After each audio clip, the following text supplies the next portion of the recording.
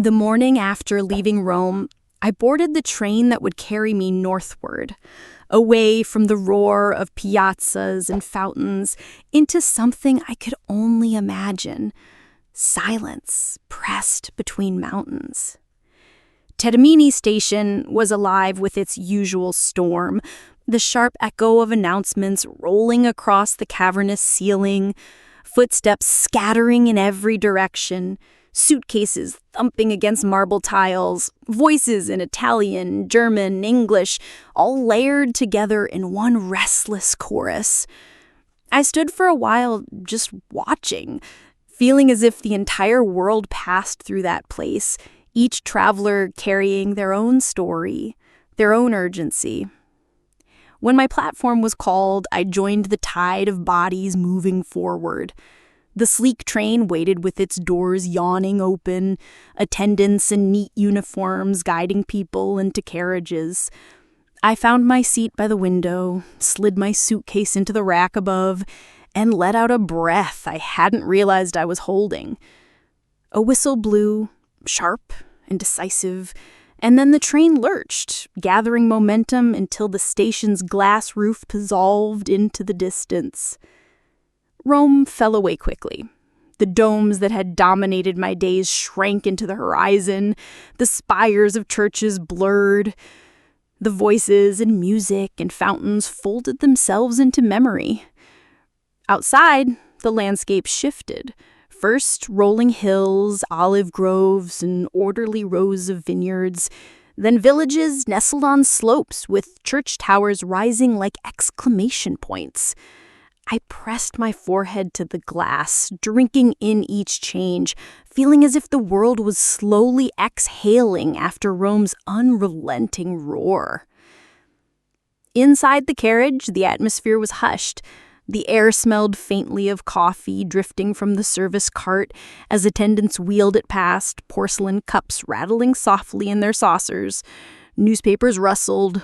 A child giggled once, quickly shushed by her mother. It felt strange to be cocooned in so much quiet after nights in Rome, where laughter spilled into every street, where silence was never allowed to settle.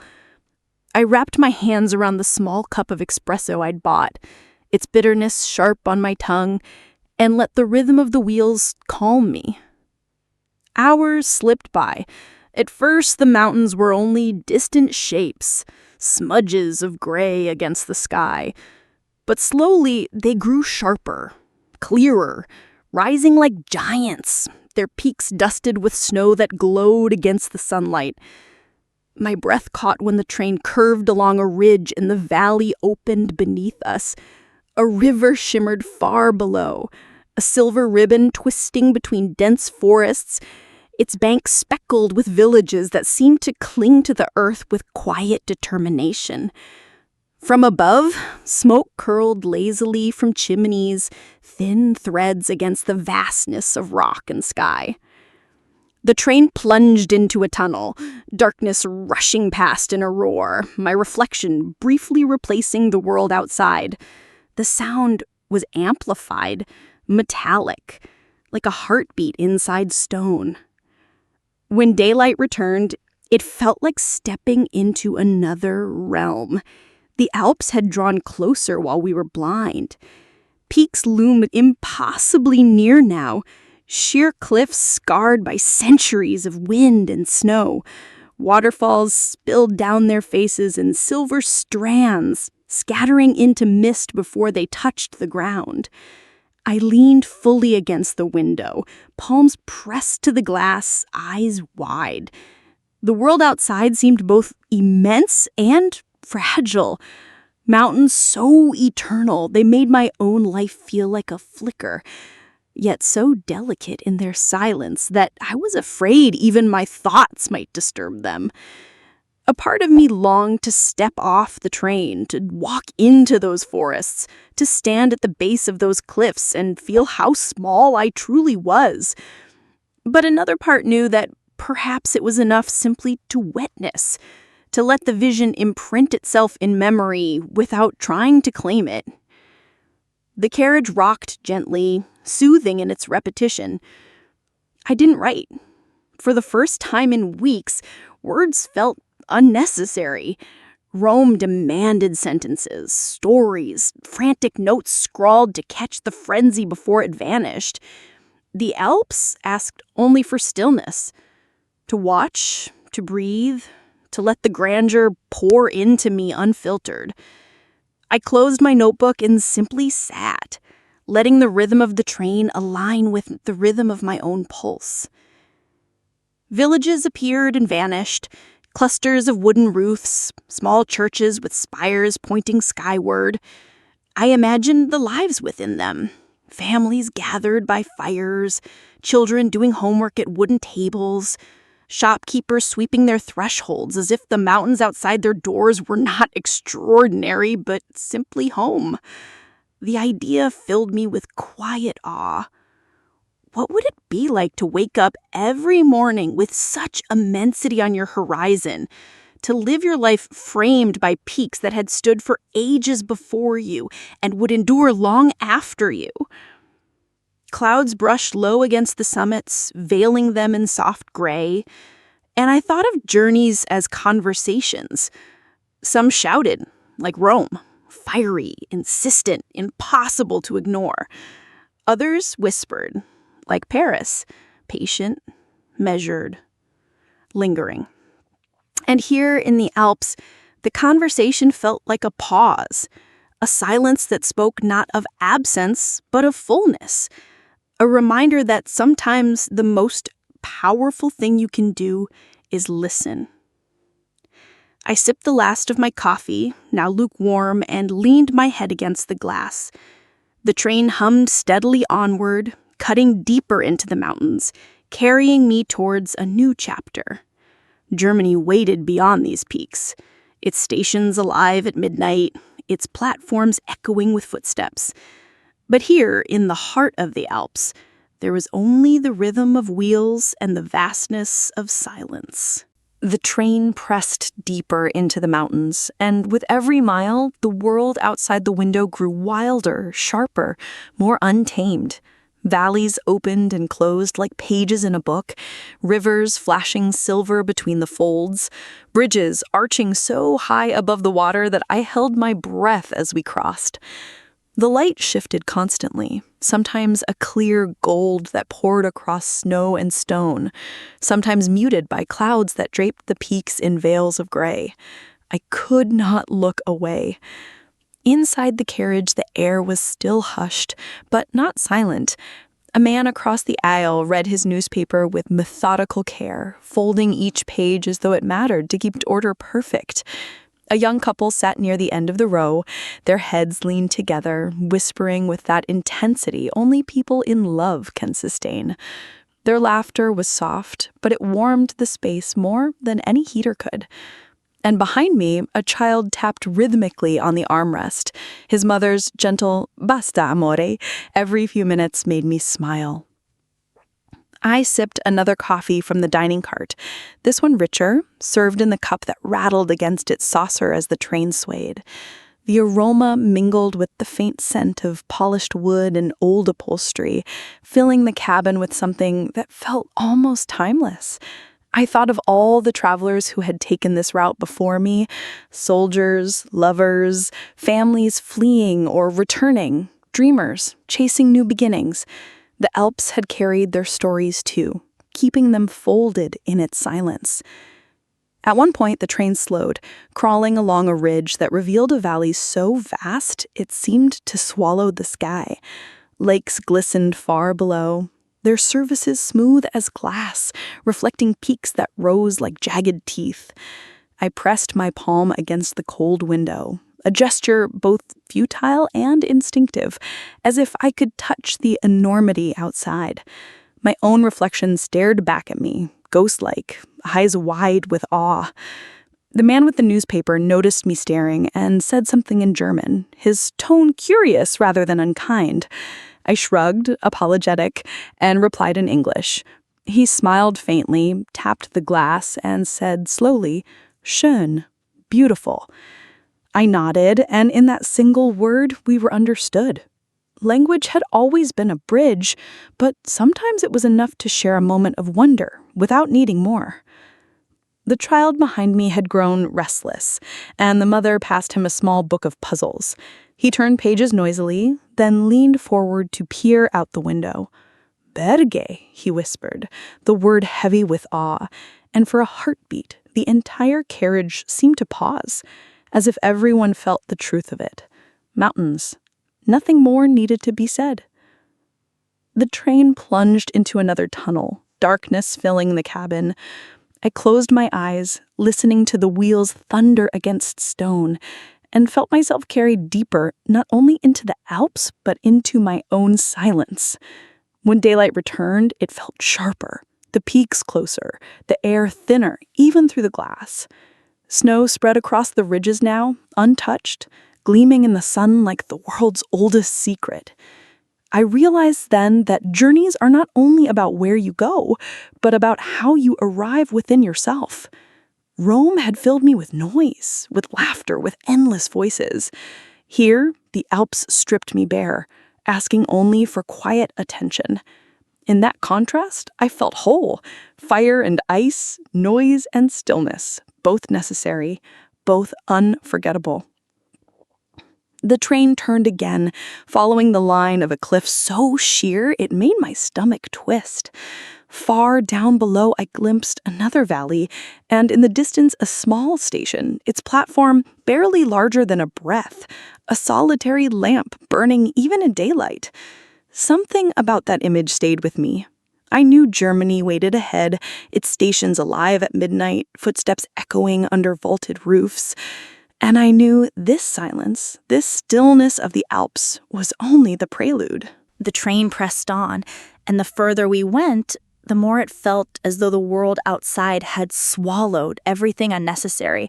There were no billboards, no horns, no hurried footsteps, only mountains that rose with such calm certainty that time itself seemed slower here. The tracks curled and bent, carrying us deeper into valleys carved by glaciers long vanished but still remembered in stone. Snow lingered on the ridges, bright against the dark evergreens that clung stubbornly to the slopes. I let my notebook rest closed in my lap, my pen untouched. For the first time in many days, I didn't feel the need to chase words. Instead, I watched, letting the rhythm of the train and the immensity of the mountains wash over me. The window pane was cold beneath my fingertips, but it grounded me, reminded me that what I saw was real, not a painting, not a dream, just the world, immense and unbothered by my presence. Occasionally, the train slowed as it passed through villages nestled at the base of cliffs, wooden houses with steep roofs clustered close together, their shutters painted green or blue, smoke rising from chimneys into the clear sky. I caught glimpses of people moving about their mornings, a man stacking firewood, a child pulling a sled along a narrow path, a woman carrying bread in a basket toward a small shop. Their lives looked so small compared to the enormity of the peaks above them, and yet so steady, so certain. I wondered what it might feel like to wake every day surrounded by such magnitude, to measure your life not against hours, but against seasons, snowfalls, and thaws. The train plunged through another tunnel, its echo vibrating through the carriage. In the dark, I closed my eyes, listening to the thunder of wheels against stone. My thoughts shifted inward. Rome had been so loud, so insistent, demanding I laugh, drink, dance, belong. Paris whispered, teaching me to pause. The Alps, though, were different. They didn't ask me for anything at all. They simply were. And in their presence, I realized how much I still carried that I didn't need. Worries about home, old disappointments, questions that had no answers. Somewhere in that darkness, I let them fall away, one by one, until the roar of the tunnel softened into something like release. When daylight returned, the peaks were closer than ever. So high they seemed to scrape the belly of the sky. Sunlight broke across their faces in sharp lines of shadow and brilliance, turning the snow into rivers of light. A waterfall spilled down one cliff, crashing into mist before it reached the valley floor. My breath caught, and without thinking, I pressed my palm against the glass, as though I could steady myself against the sheer force of it all. Inside the carriage, no one spoke. Even the child from earlier had gone quiet, his eyes wide as he leaned into the window. It felt as though the silence belonged not just to the mountains, but to us too, as if the Alps had pressed their stillness into our chests until we could only breathe and watch. The train rocked gently, the sound of its wheels blending into the hush, and for a moment I felt as though we were all passengers, not just on a train, but through something sacred. I thought then that journeys don't always give answers. Sometimes they give permission to let go, to see beauty without needing to capture it, to allow yourself to be small in the face of something greater. I smiled faintly at my reflection in the glass, tired, quiet, but lighter somehow. The train curved again, revealing another valley, another scattering of houses, another ribbon of river glinting like steel. It felt endless, and yet I never wanted it to end. For once, movement itself was the destination. By late afternoon, the light began to change. The mountains, so sharp and overwhelming under the midday sun, softened into long shadows that stretched across the valleys. The snow on their peaks glowed faintly pink, then gold, as if the Alps themselves had caught fire from within. I pressed closer to the glass, unwilling to blink in case the colors shifted while my eyes were closed. The train wound along another ridge, higher now, the world below falling away into mist. Villages became pinpricks of light, their chimneys sending up thin trails of smoke that looked almost fragile against the vastness of stone. Rivers glimmered like molten silver, winding endlessly, disappearing and reappearing between the folds of the land. The silence inside the carriage deepened, as if every passenger felt the same awe and dared not disturb it. For a long time, I didn't move. I simply watched as the sun slid lower, painting the cliffs in strokes of shadow and flame. Every turn of the tracks revealed a new face of the mountains. Jagged ridges, sheer walls of rock, valleys veiled in fog.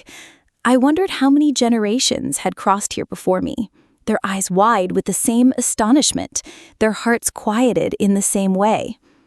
The Alps were eternal, and for a fleeting moment, I felt eternal too, suspended between light and dark, between departure and arrival. The train dipped into another tunnel, and when we emerged, the sky had shifted again, dusk. The last light clung to the peaks, then surrendered, leaving only silhouettes etched against the deepening blue. Lamps inside the carriage flickered on, casting warm halos across tired faces. Outside, the valleys were already dotted with golden windows. Families gathered around tables, children herded inside, dogs barking faintly as doors closed. The sight filled me with both longing and peace. Longing for the roots I didn't yet have. Peace in knowing that life carried on with quiet steadiness, even in the shadow of giants. I thought about what this journey had been.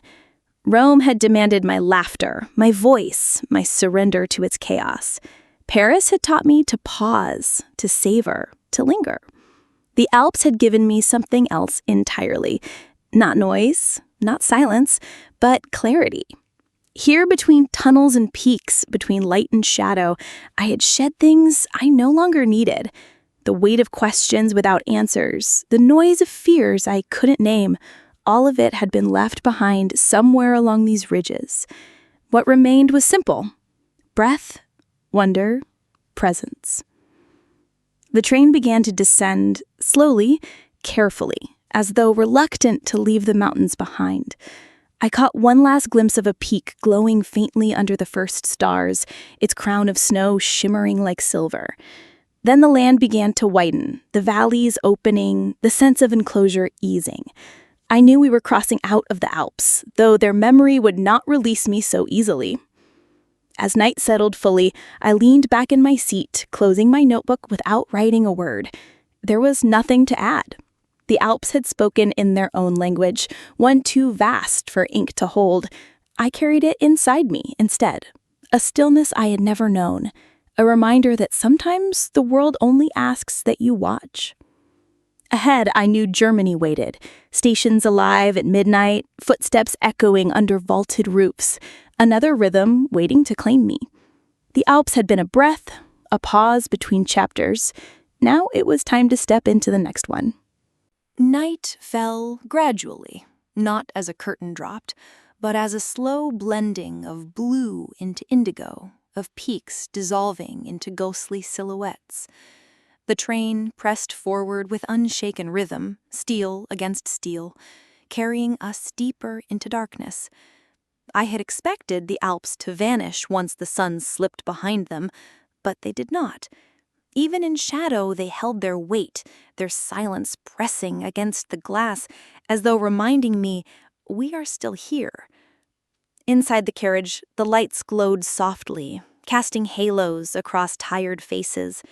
The young couple who had whispered to each other earlier now dozed, her head cradled on his shoulder, their fingers still intertwined. The man with the newspaper had put it away, folded with careful precision, and sat with his eyes closed, his chest rising and falling in the rhythm of sleep. The child behind me, who had once drummed his small hands against the armrest, was now pressed to the window, wide-eyed and quiet, staring into the dark as if the mountains whispered only to him. I leaned my forehead to the glass and watched reflections overlap the faint traces of the world outside. Villages appeared as pinpricks of golden light scattered against the black. Each cluster of windows suggested warmth, lives continuing in their steady rituals, families gathered around wooden tables, soup steaming, stories told. I could almost hear laughter rolling softly through thick walls, dogs barking in courtyards, doors creaking shut against the night. These images arrived uninvited, yet they filled me with both longing and peace. Longing for something rooted, peace in knowing it already existed, even if not for me. Occasionally, the train slowed as it passed solitary stations. Each one had the same shape, a small platform, a bench, a timetable glowing under a single lamp. Sometimes there was no one waiting. Other times a figure stood alone, their silhouette steady against the light, a suitcase at their feet.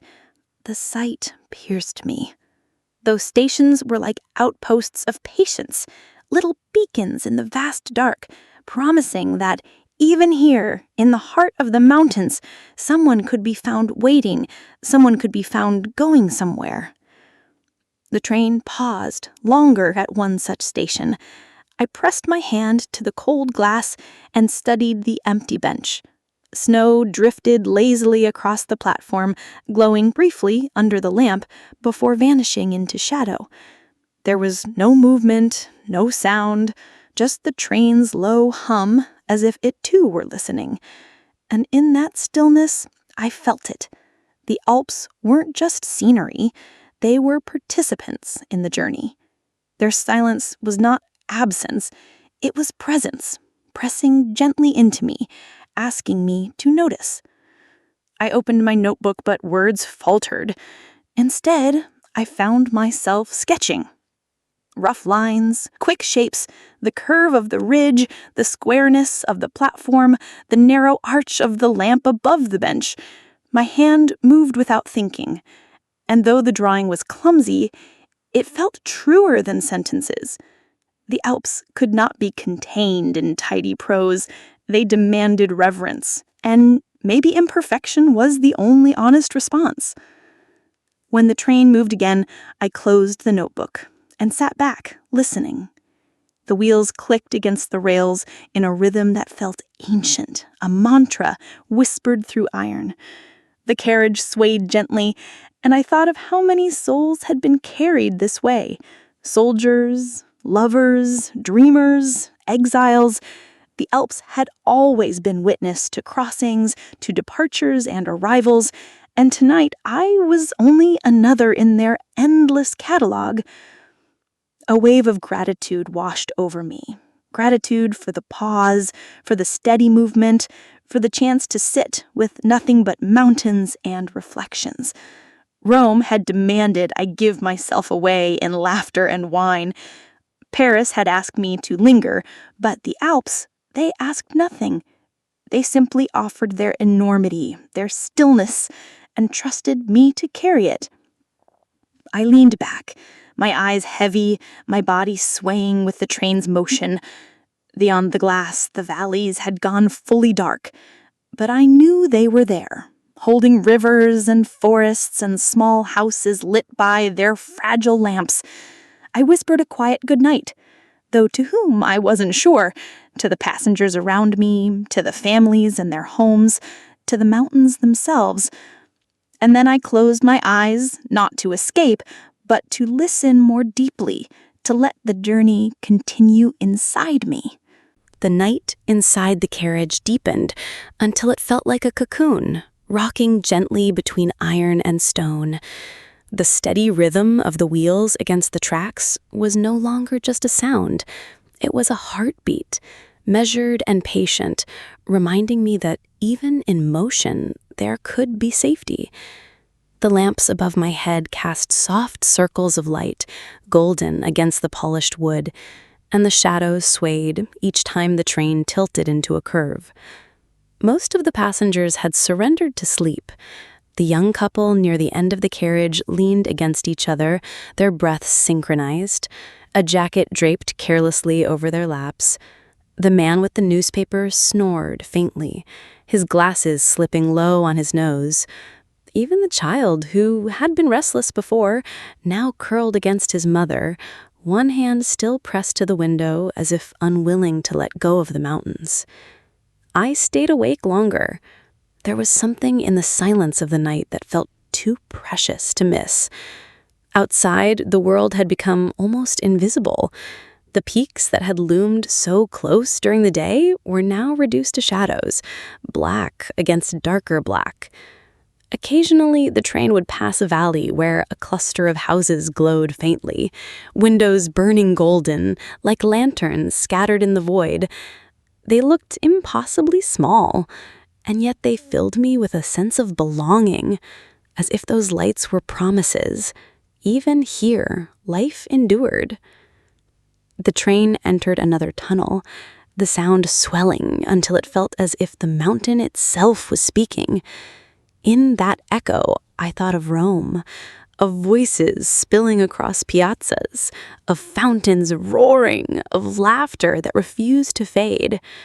The memory collided with the stillness of the Alps, and for a moment, it was as if two worlds overlapped inside me, fire and ice, noise and silence, both demanding to be carried. When we emerged again, moonlight streaked the snow. The peaks gleamed faintly, silver crowns set against the night sky. I pressed closer to the glass, my breath fogging the surface, and traced the outline of one mountain with my fingertip. It felt sacred, as if the Alps were allowing me a glimpse of their true face, stripped of daylight's colors, dressed only in shadow and light. The carriage creaked as the train curved, and for the first time, fatigue pulled me down. I closed my notebook, tucked it into my bag, and rested my head against the seat. Sleep came in fragments, flashes of Rome's fountains mixing with waterfalls tumbling from cliffs, the smell of pizza colliding with the sharp scent of pine, voices chanting in piazzas dissolving into the whisper of snow. My dreams stitched themselves from the places I had been and the silence I was moving through now. Somewhere in the night, I stirred to the sound of a distant whistle. The train slowed briefly, passing another solitary station. A single lamp burned on the platform, snow swirling in its glow, benches empty, the timetable board standing like a sentinel. For a moment, I imagined stepping off, standing there alone, the silence so complete it might erase me. But the train carried on, steady and certain, and I stayed in my seat, warmed by the presence of others, cradled by the motion. I let my eyes close again, surrendering this time. The Alps had given me their silence, and the train had given me its rhythm. Between the two, I found rest, Not the restless sleep of hotels or hurried nights, but something deeper, more forgiving. Dawn arrived slowly, almost reluctantly, as if the night did not want to release its hold on the mountains. The first light seeped through the window like pale watercolor, tinting the snow with faint strokes of rose and lavender. I stirred from sleep, my neck stiff from resting awkwardly against the seat, and for a moment I didn't know where I was. Then the hum of the train reminded me, the steady rhythm grounding me back into the present. I was still moving, still inside the heart of the Alps. The carriage was quiet, a soft haze of half-dreams still clinging to the air. The young couple stretched and whispered good mornings to each other, their faces lit by the gentle glow of dawn. The man with the newspaper rubbed his eyes, reached automatically for his folded pages, though he didn't open them yet. The child behind me yawned so widely it echoed, then pressed his palms to the glass with renewed wonder, his breath fogging the pain. We had all been transformed by the night, quieted, calmed, made smaller somehow by the silence that had carried us. Outside, the world was almost unrecognizable from the night before. The valleys that had been invisible were now alive with color. Forests of pine glistened with dew, their needles shining like jewels. Streams tumbled bright and clear down the slopes, rushing toward rivers that wound silver across the land. The peaks themselves were radiant, their crowns of snow gleaming under the rising sun. Clouds hung low, but instead of veiling the mountains, they seemed to frame them, soft brushstrokes around edges of stone and light. The train curved gently, and the view shifted into something that stole my breath. A vast lake, its surface perfectly still, reflecting the mountains and the new sky so clearly it was like a mirror. Villages clung to its edges, their wooden houses glowing golden in the morning light, smoke rising in delicate spirals from chimneys. Bells rang faintly in one of the towns, carrying across the water with a clarity that felt impossible. It was as if the Alps themselves were greeting the day. Inside the carriage, people leaned forward, gazes fixed outside. No one spoke, not from rudeness, but because words felt too small. I sipped from the lukewarm coffee I had saved from the night before and felt it anchor me further into the moment.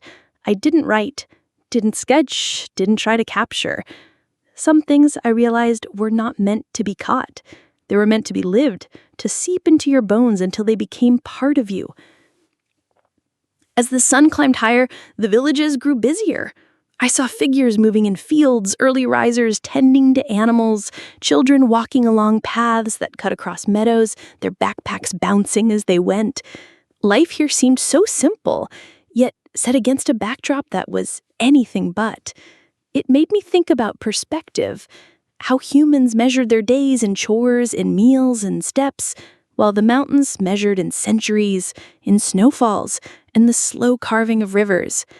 And yet, somehow, the two coexisted perfectly. The train slowed as we passed another small station, and a few passengers stepped onto the platform. I watched a woman in a red scarf wave to someone waiting, their embrace quick but filled with warmth. It struck me how universal that gesture was. Reunion, belonging, the return to home. And I, a traveler with no roots here, felt both envy and gratitude. Envy for what was theirs, gratitude for being allowed to witness it. As we pulled away again, the lake vanished behind us, replaced once more by ridges and valleys. I leaned back in my seat, my heart lighter than it had been in weeks. The night had taken my restlessness, and the morning gave me back clarity. I felt as though I had been washed clean, my doubts thinned out by the silence of the mountains and the promise of the new day. I thought of what lay ahead, the path beyond the Alps, the stations that would hum with voices and footsteps. But for now, I was content to linger in this pause, in the soft light of dawn, where the world felt both infinite and intimate, and where my own smallness felt not like a burden, but like freedom. By mid-morning, the carriage had fully awakened. The hush of dawn gave way to the rustle of movement, the sound of cups clinking on saucers, the low hum of conversations weaving between seats. The air carried the warm scent of coffee, mingled with the faint sweetness of pastries brought from the dining car. It was as though the train itself had taken a deep breath, stretching into the day, its passengers leaning into the comfort of routine, even while gliding through landscapes that defied routine entirely. The young couple who had whispered their way through the night now laughed openly, their faces bright with the kind of happiness that spilled out easily, like light from a window. They shared a croissant between them, tearing it in halves, brushing crumbs from each other's fingers. Across the aisle, the man with the newspaper had finally opened it, his eyes sharp as he scanned the headlines, though every so often he lowered it to look outside, his sternness softening as the mountains demanded his attention. The child behind me asked endless questions in Italian, pointing to rivers, bridges, tunnels, his mother answering patiently, sometimes laughing, sometimes sighing, but always with affection. I sat quietly, letting the murmur of voices surround me. For the first time in a long while, I felt a part of something larger, though no one had spoken directly to me. The carriage had become a small world, an intimate community bound not by choice, but by motion. We were strangers moving in the same direction, carried by the same steel path, each of us witnesses to the same vastness outside. It was a kind of communion, unspoken but undeniable. Outside, the Alps stretched on, endless and inexhaustible. The train curved along ridges that revealed valleys so deep they seemed bottomless, then plunged into tunnels that rattled through the heart of mountains. Each re-emergence into daylight felt like stepping into another world. Waterfalls tumbling down cliffs, glaciers shimmering in the distance, fields of wildflowers blazing with improbable color even so high above the sea. The sunlight shifted constantly, sliding across the peaks, painting them first in white brilliance, then in shadowed mystery. At one point, the train crossed a viaduct so high that even the passengers who had grown used to the views gasped. I leaned close to the glass, heart racing as I looked down at the gorge carved by centuries of water. A river thundered below, white and wild, its spray reaching upward as though trying to touch us. The child behind me squealed with delight, pressing his palms against the window, and his laughter rippled through the carriage until even the stern man with the newspaper smiled. The dining cart was busier now, and I decided to stretch my legs, weaving through the narrow corridor to join the crowd. The air there was warmer, filled with chatter and the clatter of cutlery. I ordered another coffee and a small sandwich, the bread fresh, the cheese sharp and earthy. I sat at a table by the window, and for the first time since boarding, I exchanged words with fellow passengers. A woman from Zurich, traveling home after visiting family in Milan, told me about winters when the mountains vanished under snow so heavy it silenced everything. A student from Vienna spoke about his first time seeing the Alps, how he had felt both terrified and exhilarated. Their stories flowed easily, their voices softened by the rhythm of the train. I didn't contribute much. I found I wanted only to listen, to collect the fragments of lives brushing briefly against mine. Each story felt like another thread weaving into the tapestry of this journey, proof that travel is never solitary, even when you sit alone. When I returned to my seat, the carriage felt different, warmer, more alive. The conversations continued, the laughter grew louder, and the child behind me began to sing softly to himself, a tune so simple it felt like the mountains themselves might hum along. I leaned against the window once more, my reflection blurred by the brightness outside, and thought of how easily we forget the beauty of strangers sharing space. The Alps stretched on, still endless, but now I carried them differently. Not just as peaks and valleys, but as moments shared, a laugh, a gasp, a story told between sips of coffee. The train had given me more than passage. It had given me belonging, if only for a day. By afternoon, the light had shifted again, softer now, tilting toward gold. The train no longer felt as though it was climbing higher into the mountains. Instead, it seemed to be descending, winding gently toward valleys that widened with every turn. The Alps, which had loomed so close and fierce, began to recede, though never losing their dignity. Peaks that had towered above the carriage were now distant guardians, their snowy crowns glowing faintly in the sun. It felt as if the mountains themselves were releasing us, loosening the grip they had held since the morning. I pressed closer to the glass, unwilling to miss even a moment. Villages grew larger, their houses more numerous, clustered around churches whose bells tolled faintly in the distance. Fields stretched wider, dotted with cows grazing lazily, their bells clinking softly in the breeze. Roads appeared, carrying cars and bicycles, ordinary signs of life that felt strangely shocking after hours of being suspended in a landscape so wild it seemed untouched by time. Inside the carriage, the atmosphere shifted as well. The quiet awe of the morning gave way to something lighter, more practical. People checked their watches, gathered their bags, spoke of their destinations. The young couple began planning their next stop in hushed excitement, pointing at maps and laughing over mispronunciations. The man with the newspaper smoothed his jacket, preparing himself for whatever awaited him at the station. Even the child, who had spent the journey wide-eyed, now looked drowsy, his head resting on his mother's lap. I leaned back in my seat and felt a strange ache in my chest. The Alps had been more than a passage. They had been a mirror, a pause, a space where I was allowed to let go of noise and simply exist. Now, as the valleys widened and the stations grew closer together, I felt that pause slipping away. Life would resume its rhythms, schedules, noise, demands.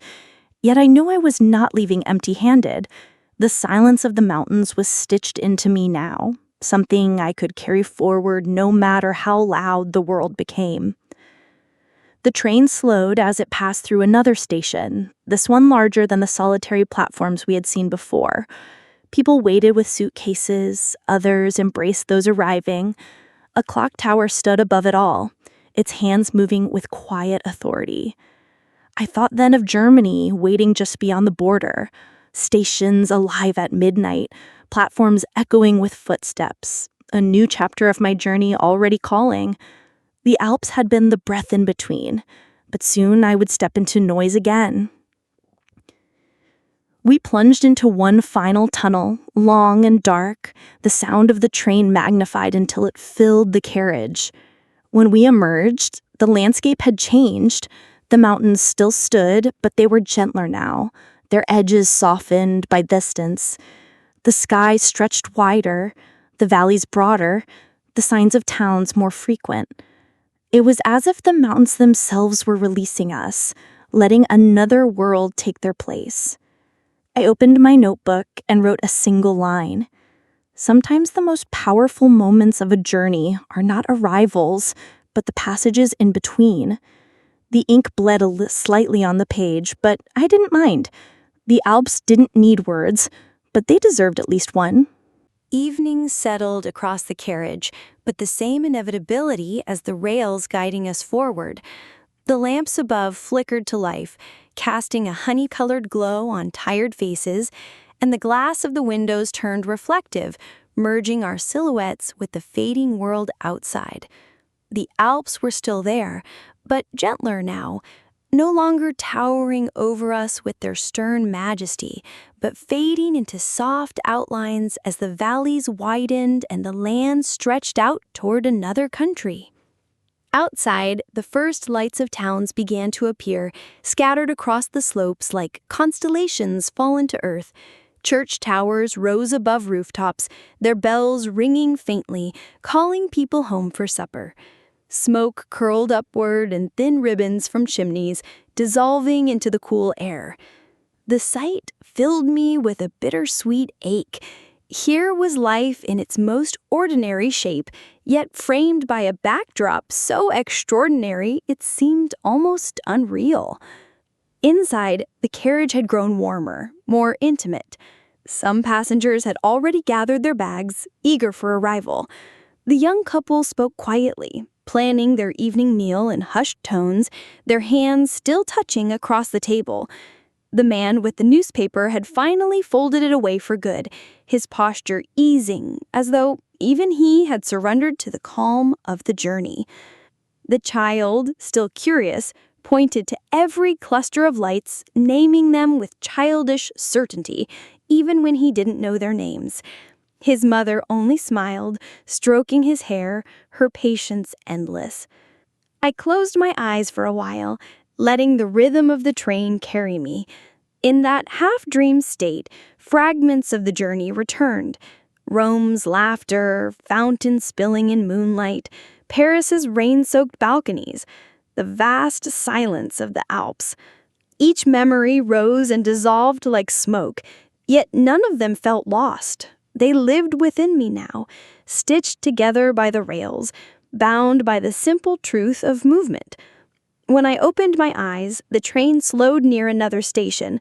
This one was larger than the solitary platforms we had seen high in the mountains. Its lamps burned bright, illuminating signs in German. Passengers stood on the platform wrapped in coats, their breath visible in the evening air. Some greeted arrivals with quick embraces. Others waited alone, watching the train as though measuring its weight against their own loneliness. The sight stirred something deep in me, an understanding that every station was both a beginning and an ending, that every embrace contained both joy and the shadow of parting. As we pulled away again, I leaned forward, pressing my forehead to the cool glass. The land was changing. The mountains no longer dominated every horizon. Instead, fields spread wider, rivers cut slower paths, and roads glowed faintly with the movement of cars. Germany was close now. I could feel it, not just in the signs and the stations, but in the rhythm of the journey itself. A subtle shift as one chapter prepared to hand itself over to the next. I thought of what might wait for me there. Stations at midnight, the echo of footsteps in high halls, the quiet conversations of strangers crossing paths for a moment before vanishing again. The Alps had been the breath in between, the pause that allowed me to let go. Now I felt the world gathering itself again, preparing to draw me back into sound, into movement, into life lived at a different pace. The train plunged into one last tunnel, the darkness absolute, the sound of wheels amplified until it became a roar. When we emerged, the horizon had changed. The last of the Alps lingered faintly behind us, but ahead light stretched farther, brighter, more insistent. A new world waiting. I leaned back, exhaled, and whispered into the hum of the carriage. Danke. The word felt foreign in my mouth, but it belonged to the country rising before me. Gratitude for the silence, for the pause, for the gift of mountains that had given me their stillness and then released me. Tomorrow would be Germany. Tonight was the bridge between. The train finally began to slow, its rhythm breaking into a long, metallic sigh, the brakes singing against the rails as though mourning the end of the passage. I had grown so used to the steady hum beneath me that the shift felt almost intimate, like the journey itself leaning close to whisper, "This is where I leave you." Outside the window, the Alps were gone, dissolved into shadows at the horizon.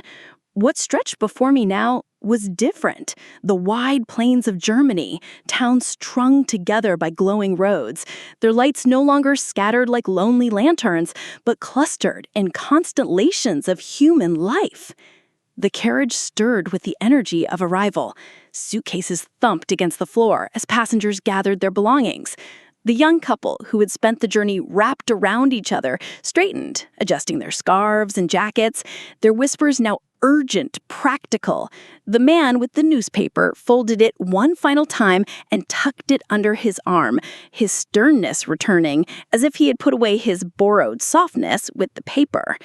Even the child who had spent the long hours marveling at rivers and peaks grew solemn, pressing his face to the window as the glow of the station ahead grew larger. And then it appeared, a cathedral of glass and steel rising out of the dark. Its vaulted roof gleamed under harsh lamps, its platforms alive with footsteps and motion. The Alps had given me silence. The station gave me echo. The train slid beneath the towering structure, slowing further until finally it stopped with a hiss. Doors opened with a rush of cold air, sharp and biting, carrying the mingled scents of coal dust, oil, and bread baked somewhere nearby.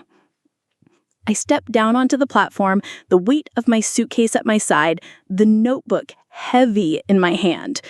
Around me, life pulsed at full volume, families reunited with cries of joy, arms thrown around shoulders, kisses pressed to cheeks. Strangers hurried past, their coats flaring in the wind, their voices sharp and clipped in German I could not follow. A dog barked once, tugging at its leash, echoing strangely beneath the iron arches.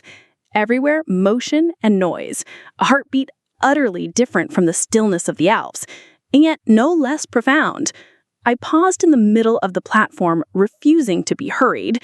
The vaulted ceiling rose high above, catching the sound of footsteps and multiplying it, a chorus that belonged uniquely to stations at night.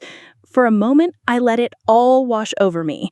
The echoes, the announcements rolling overhead, the whistle of another train pulling out on a parallel track. It felt as though I had stepped not just into a city, but into another rhythm altogether. The Alps had stripped me bare, asked nothing of me but silence. This station demanded attention. Here, I was part of a tide, one voice among many, one step echoing with countless others. And strangely, I welcomed it.